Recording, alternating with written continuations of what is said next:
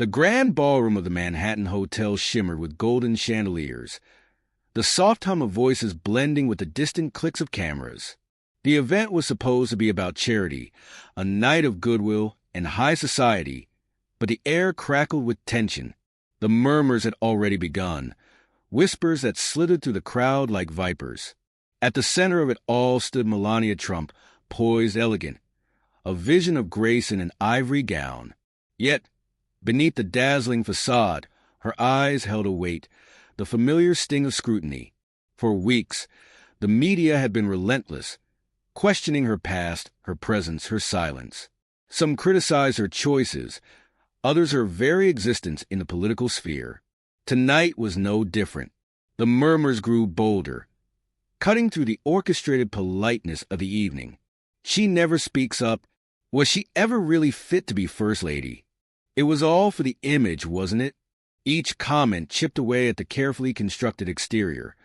But Melania remained still, her expression unreadable. It was a skill she had mastered over the years. But she was not alone tonight. Barron Trump, now grown beyond the shadow of his father, towered beside his mother. No longer the quiet child the world had once dismissed. He had transformed into a young man with a presence of his own, tall, broad-shouldered. His gaze carried a sharpness that hadn't been there before, and he had heard every word.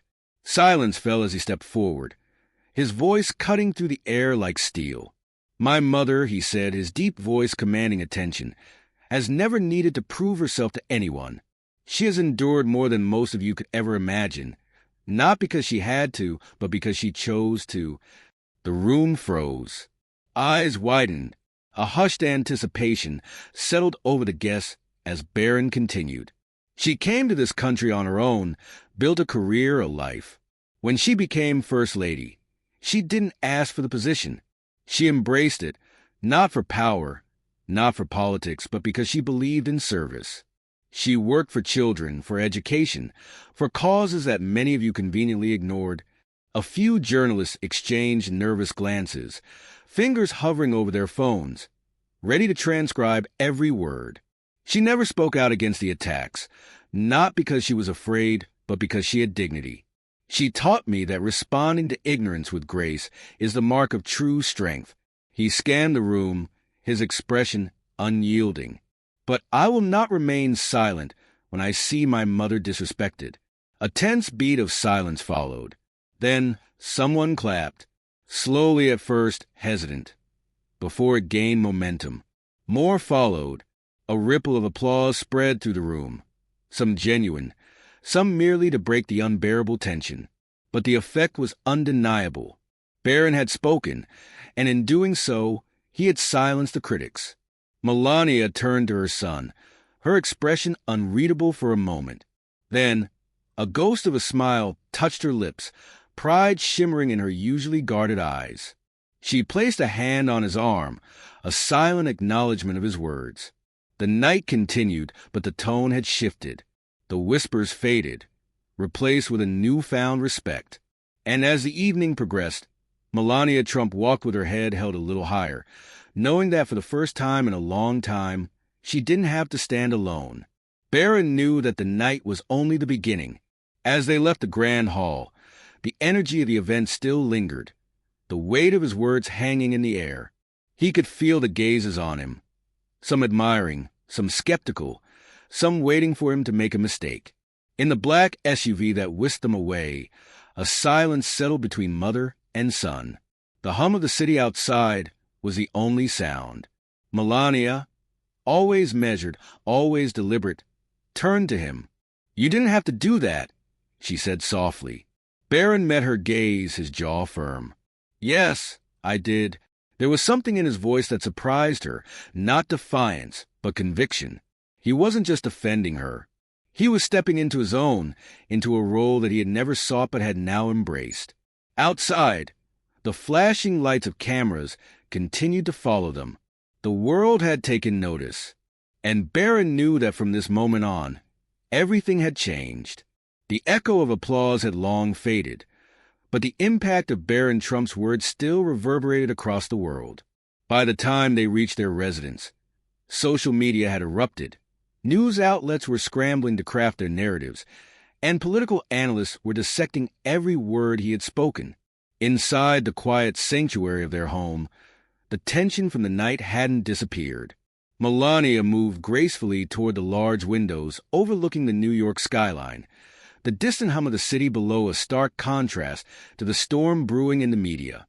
She had spent years under scrutiny, developing an unshakable tolerance for criticism, but tonight was different. Tonight, it wasn't just about her. Barron sat in the leather chair across from her, his face illuminated by the soft glow of his phone screen. His speech had gone viral. Every major news network was broadcasting it on repeat, captions flashing across the screen. Some praised him as a son standing up for his mother. Others dismissed it as a carefully orchestrated PR stunt. And, of course, there were those who called it entitlement, the privilege of a rich man's son pretending to understand struggle. He clenched his jaw. He had expected backlash, but the sheer speed and intensity of it were overwhelming. A notification popped up on his screen, a text from an unknown number. "You just made a mistake, kid. This world eats people like you alive." Barron's heart pounded as he read the message. He wasn't afraid, but there was an eerie weight to those words. He locked his phone and exhaled sharply. Melania, still standing by the window, finally turned to him. "This is not going to be easy," she said, her voice calm but firm. Barron met her gaze. "I didn't expect it to be." She walked over to the couch and sat down across from him, her expression unreadable. "Do you regret it?" His answer was immediate. "No." She studied him for a long moment, then nodded slightly. "You have to understand, this world, these people, will twist your words. They will question your intentions. They will do everything to make sure that no matter what you say, you lose." Barron nodded. He understood. He had grown up watching the media attack his father, then his mother. He had spent his entire life learning how narratives were spun, how truth was often buried beneath what people wanted to believe. "But I won't stop," he said, his voice steady. "I won't just let them tear you apart." Melania sighed, looking at him with something that was a mix of pride and worry. "You are still young, Barron, and that's why they don't expect me to fight back," he replied. His phone buzzed again. This time, it was a call from his father. Donald Trump's deep, familiar voice boomed through the line. "Well, kid, you sure know how to stir up the press." Barron smirked slightly. "I wasn't trying to." Trump chuckled. "That's what makes it even better." A pause. Then, in a lower, more serious tone, he added, "But listen to me, the media doesn't play fair. They'll paint you however they want. They've done it to all of us." "I know." "Good." Another pause. "Proud of you, son." Barron swallowed hard. His father wasn't one for emotional conversations, and those words carried weight. After the call ended, Barron leaned back in his chair, staring at the ceiling. He wasn't naive. He knew this wasn't over. If anything, this was only the beginning. The next morning, his name was plastered across every newspaper and social media platform. The hashtags #BarronTrump and #Melania Deserves Respect trended worldwide. Some conservative voices rallied behind him, calling him a young patriot for defending his mother. Others accused him of using his privilege to gain sympathy. And then there were the threats. Anonymous messages flooded his inbox. Some were just insults. Others were darker, the kind that made even the most composed person hesitate. His security team had already been alerted, but Barron knew that this was the price of speaking out. That afternoon, he stepped out of the house for the first time since the event.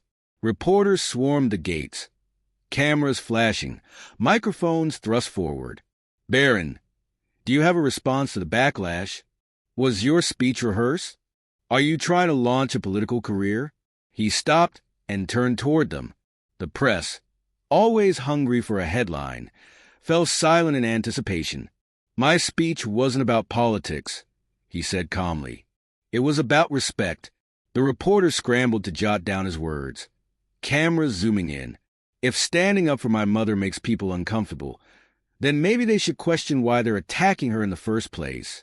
With that, he walked past them, leaving behind a stunned silence.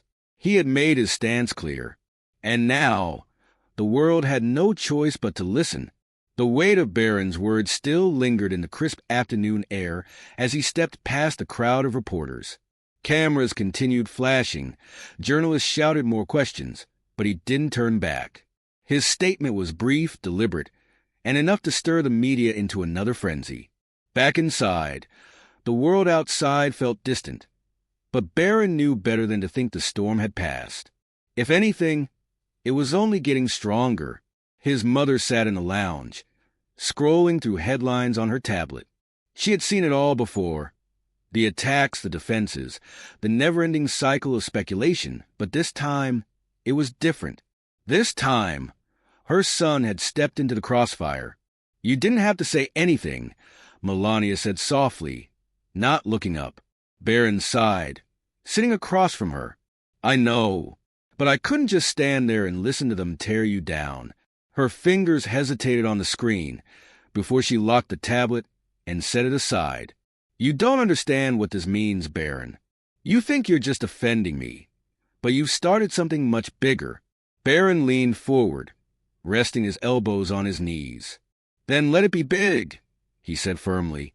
"I won't stay silent when I see something wrong. And I don't care if it makes people uncomfortable." Melania studied him for a long moment, then exhaled deeply. "They will twist your words, your intentions. They will paint you however they want." Barron nodded. "I know." That night, his name dominated the news cycle. Some analysts called him brave, a young man standing up for what he believed in. Others mocked him, saying he was naive, stepping into a game he didn't fully understand. His social media had exploded. Messages of support poured in from people who had never met him, from those who admired his stance. But so did the hate, the threats, the people who wanted him to stay quiet. The next morning, Barron received a call from his father. Trump's voice was as sharp as ever. "They're coming after you now, kid." Barron had expected this. "I know. You sure you're ready for this?" Barron didn't hesitate. "I don't think it's about being ready. It's about doing what's right." A pause, then a low chuckle. "You sound like me when I was younger." Barron smirked slightly. "That a bad thing?" Trump sighed. "Not if you can handle the heat. But you're in it now, and there's no going back." After the call, Barron sat in silence, staring at the city skyline outside his window. His father was right. He had stepped into something far bigger than just one speech at a charity event. Later that day, as expected, the backlash reached its peak. News anchors debated whether he had been coached, whether he had been forced to speak, whether he even understood the weight of his words. Political commentators dissected his statement, twisting his message into something it wasn't. One particularly harsh article caught his eye. It claimed he was just another privileged rich kid playing hero, that he didn't know real struggle, that his words meant nothing because he would never understand what it was like to be powerless. For a moment, doubt crept in. Was that how people saw him? Just a name, a product of his father's legacy? But then he thought of his mother, the things she had endured, the way she had remained composed through years of judgment, whispers, and outright attacks. She had never asked to be defended. She had never asked for pity. She had carried herself with dignity, no matter what was thrown at her. And that's when Barron knew he had done the right thing. That evening, he decided to take control of the narrative. He sat down at his desk, opened his laptop, and typed out a statement. "I didn't speak out for attention. I didn't speak out for politics. I spoke out because respect should never be a debate. No matter where you stand, no one deserves to be torn down for existing. I will always stand by my family, and I will never let the world tell me to stay silent when I see something wrong." He posted it. Within minutes, it went viral. The responses poured in. Some praised him for doubling down. Others ridiculed him for not backing away. But Barron didn't care. For the first time, he wasn't just Barron Trump, the son of a former president. He was his own person, standing on his own words. A knock at his door.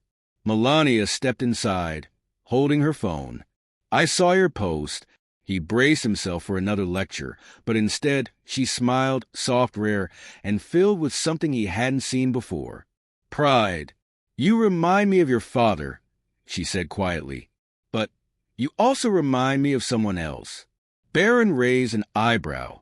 "Who?" Melania sat beside him, looking out the window. "Yourself."